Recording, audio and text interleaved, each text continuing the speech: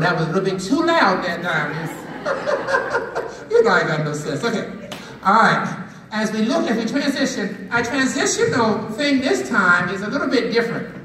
I want to tell you real quickly a true story. And for anybody, and don't shout out the name either till I say, tell me the man's name. Okay. Because everybody has heard of him. Okay. I have a free t-shirt, and as a parent, you are the child's first teacher. And to me, you are their primary teacher. Can I get a right on? You are the child's primary teacher. So, whoever can tell me the man's name, and it has to be a parent, teachers, I know some of your parents too, but we'll take the ones who are just the parents first. Let them try to answer first. So, this says, somebody needs me, therefore I teach. Parents, you are a teacher. I want you to wear this. To always remind that child the answer to you first. Can I get it right on? Good. Good mother. So, whoever can tell me the man's name, come pick out your t-shirt. To show you the power of a parent. And in this case, a very uneducated parent. True story about a little boy from Detroit. Everybody asked him what he wanted to be when he grew up. He said, I'm going to be a doctor. His mother was a scrubber woman. Now, what does that mean? She worked in the Detroit hospitals, true story. She scrubbed up other people's waste and vomit. Somebody say, ew. Thank you for that. And so his friend said, you're going to be what? He said, I'm going to be a doctor someday. And they all laughed at him. But his mother told him one thing. When you go to school, look at your teacher. So the first day of school, he shows up in 9th grade. And there's a teacher there. And the teacher says, put this thing, put your name and what you want to be when you grow up and your home phone number on this card. Now, y'all know why she wanted that home phone number, don't you? And so did he. But he put his name and what he wanted to be when he grew up on it. And what did he say he was going to be? He was going to be a what? He wrote doctor. So she took all the things, and some people wrote basketball player and football player and all this stuff.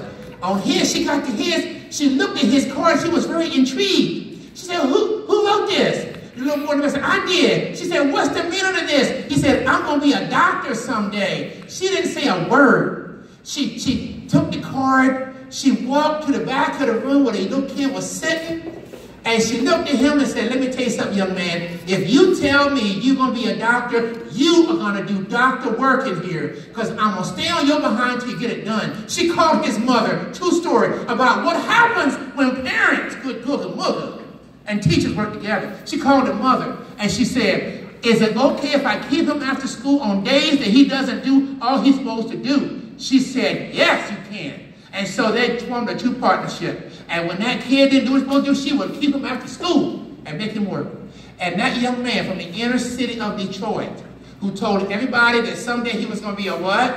Doctor. Not only did he go on to be a doctor, he went on to become a world-renowned neurosurgeon. And not just any kind of neurosurgeon, true story people. He became a pediatric neurosurgeon, which means that he worked on the brains of kids 18 and under. When everybody else in the world, all the other neurosurgeons, told the parents the child's going to die, they would find out the name of this young man. They would take that child to this young man, and he saved 75% of all the ones that nobody was supposed to be able to save. This is a young man from the inner city of Detroit. People laughed at him because he could be a doctor, but his teacher told him, you're going to do doctor work in here. The mother backed up the teacher to partnership. And he not only became a pediatric neurosurgeon, this young man became the chief of pediatric neurosurgery at Johns Hopkins University in Baltimore, Maryland. Ladies and gentlemen, somebody tell me the name for a free t-shirt who was not in the classroom teaching. Okay, yes ma'am, in the black. Is exactly right. Come on, get your t-shirt. His name is Dr. Ben Carson. You may have heard of him. He actually ran for president. All right. And what's your name? Melissa? Everybody say Melissa? Melissa. You are so smart. Everybody turn to your friend and tell your friend that Melissa is one smart cookie. All right. We have different sizes here. So, okay. Well, if you want that, one of these has that. So you go find it. There it is. You're wonderful. Let's give Melissa a hand as she returns to her seat. Melissa's in the house today. Yes. All right. Now, ladies and gentlemen, what that shows you is what happens. And I just want to show you one that lasts only about a minute. From out here, this past summer, this young lady. Initially, I declared a Spanish major with a minor in international business. Got into the minor, and I was like, I really don't care about business, so I'm going to drop that, and I'm going to keep on doing this Spanish. And as I'm going along, everybody said, well, what are you going to do with that when you get out? And I had no clue. I said, well, you have to go teach. And I said, well, no, not me. Because know your limitations. There's a certain amount of patience that you have to have. I know this because I have. Let me cut to the chase here, because I want to show you her very quickly, but I don't want to go over my time. This young, some of you may know her. What's her name? Leah Leitner. Say it one more time. Leah Leitner. And she works at the Social Security office around here. So some of you may, when you get older, get to meet her as you do Social Security stuff. I want to show her because she wasn't sure what she wanted to do. But what she said was that her teachers kept encouraging her. And that the teachers out here were so involved with her when she wasn't sure what she wanted to do, but gave her options she did not know about. I just want to show you this one also. This young lady, my gosh, the story she told would make you cry. Came here not speaking English. She has over a 4.0 average in college. 4.0 average. Because she did not know how to get into a college, she had no idea about going to college. But her teachers, and she named them, actually put them in their car and drove her to the colleges so she could get a scholarship. 4.0 average. And one of the things she says that just moved my heart so much was when she stated that she is so glad she came to Obion County schools and that she has no clue what her life would have been like had she not come to Obion County and been able to be a part of the ESL program. Oh, folks, it'll make you cry. These teachers out here are so good, they'll make you cry. Everybody just say, Turn to your friend and tell your friend, these teachers are something else.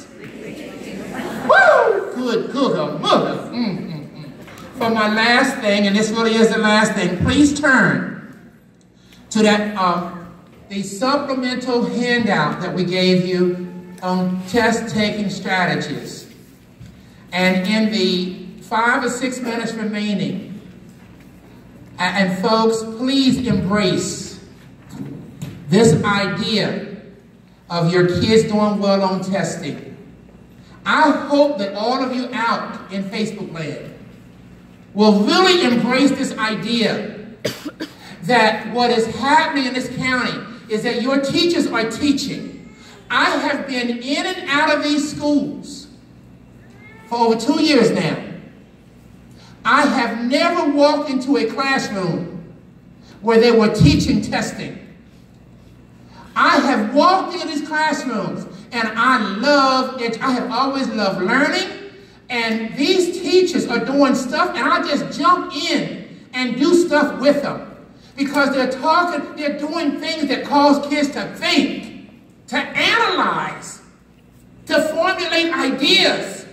So if somebody's trying to tell you all they're doing in those places teaching testing, you need to walk into schools and sit in the classroom and see what I see as they're teaching these children how to think, as they're teaching about different things that are going on in the world in their subject area. Oh, please. All I have brought, though, this right here, the testing strategies, so that the kids can now demonstrate on paper the good stuff they're being taught. Because they're being taught some good stuff. Everybody say good stuff. You didn't smile big enough. Everybody smile and say good stuff. Turn to your friend. I want to see a big smile. Smile real pretty and tell them it's some good stuff, child.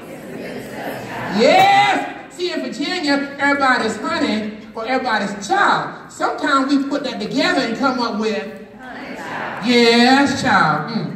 All right, so let's look at some of those strategies that really help the children show what they're learning in the classroom. And number one, again, please take state testing seriously. It's good practice for the ACT.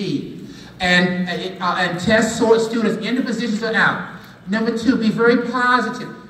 Here's one statement that I want you to never make to your child. I love you, and I'm going to tell you the truth. Please never say to your child, I hated those tests. I never did well on them. That does not help your child. It doesn't help. Keep that to yourself. Tell it to your adult loved ones. All right, just tell them, do their what? Just do your best. Number three, encourage your child to take the test seriously. And that's one good thing about Obion County. These students out here do take this stuff seriously. And then number four, if you have any doubt or questions, I have so many of these stories.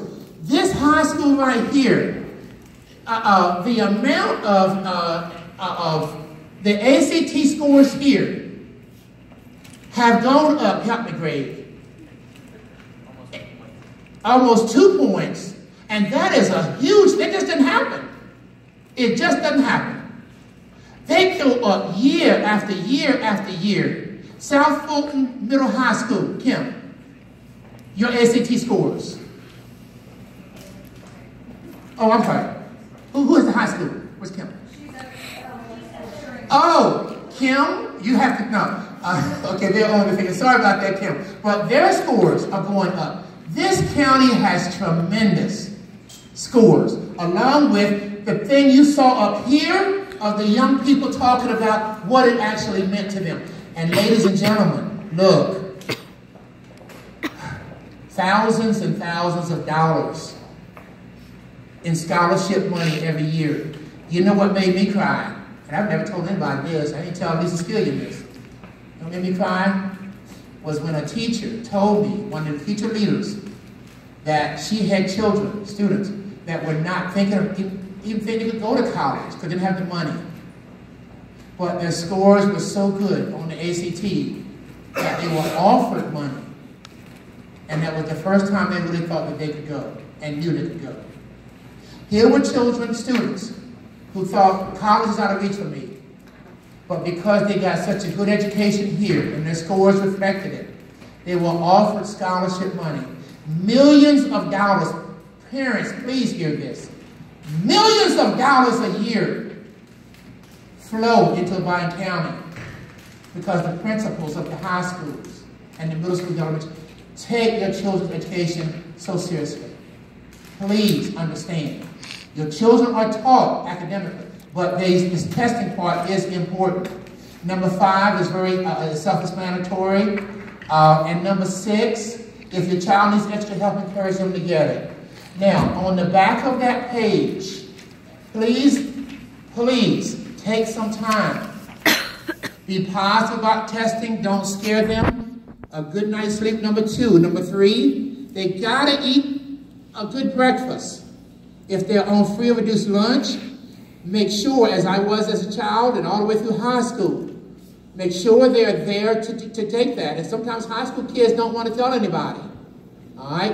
And I didn't have to worry about it in my school because everybody was on it. So we all ate together. And it's good food too. But anyway, and number 4, during the testing time, make sure your child is present.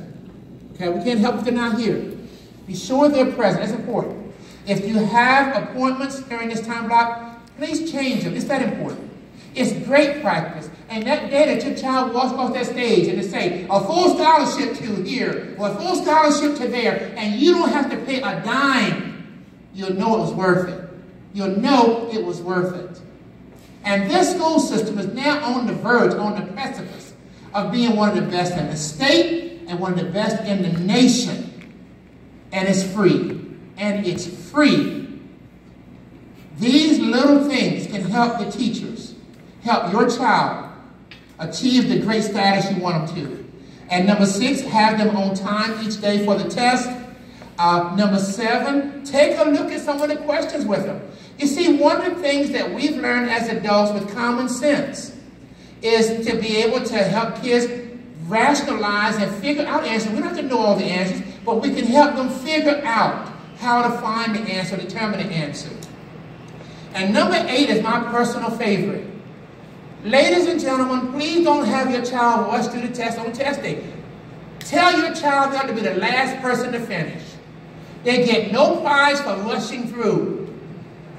And it really scares me when I see a bunch of kids rushing and just putting down in. Teacher taught the whole year. Teacher has that child so ready and they just throw down anything. No. Tell them we don't do that here. Tell them do the family proud. We got a family name. Live up to it. Take your time. And they never should put their head down and go to sleep during the test. Their brain shuts down. Please don't miss that. If they work one section, would put their head down and go to sleep. No.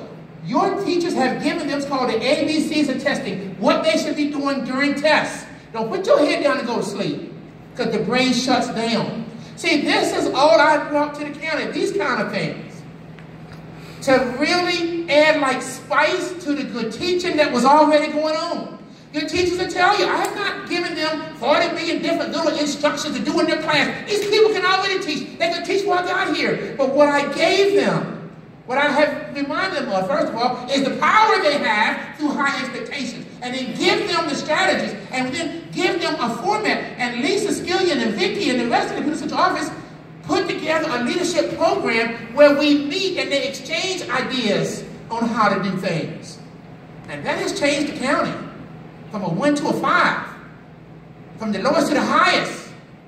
So people recognize the good students, outstanding students you have here. Nothing wrong with your children. I'm going to say there's nothing wrong with your children. Poor does not mean you can't learn. Can I get an amen? Amen. Oh, the Lord did not pass out brains based on a zip code.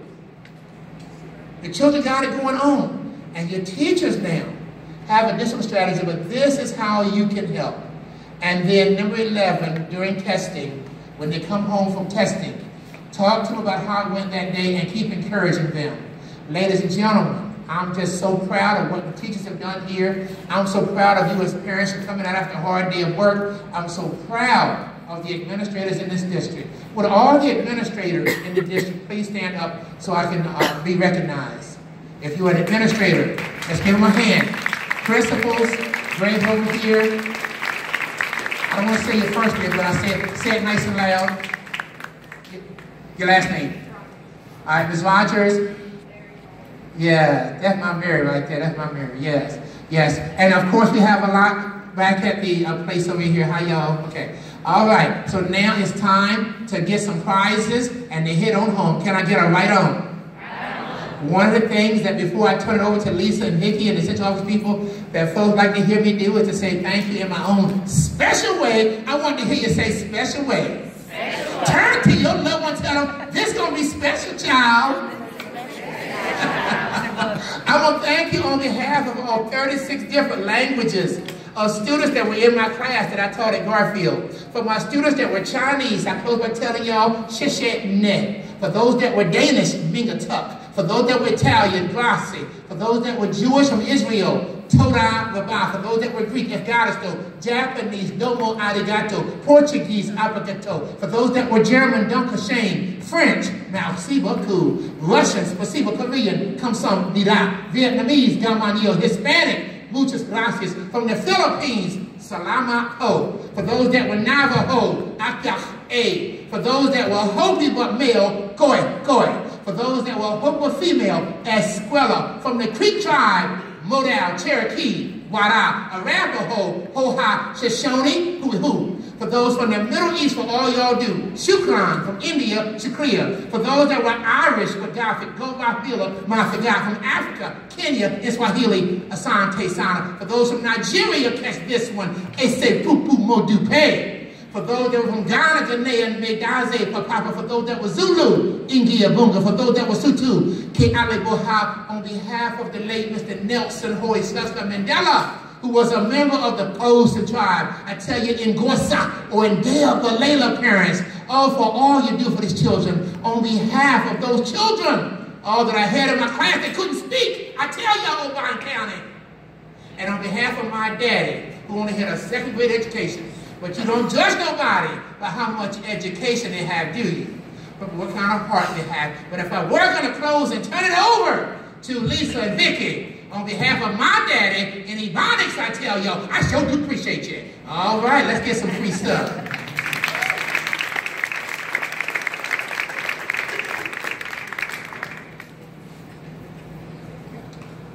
Thank you so much, Mr. Bell. Wonderful, wonderful. And we would like to also thank the teacher leaders for putting together the refreshments and the organization of this event. So thank you, teacher leaders. Can we give them a hand?